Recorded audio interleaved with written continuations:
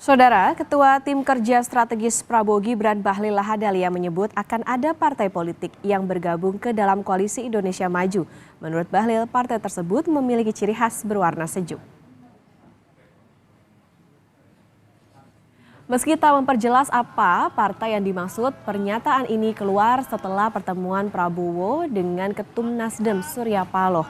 Saat ditemui di Istana Kepresidenan Jakarta pada Jumat sore, Bahlil juga menanggapi baik soal silaturahmi Presiden terpilih Prabowo dengan lawan politiknya.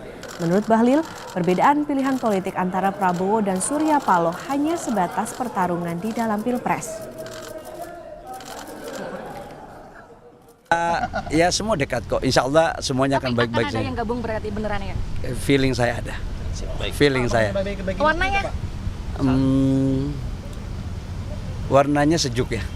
Biru, hijau atau coklat? Sejuk.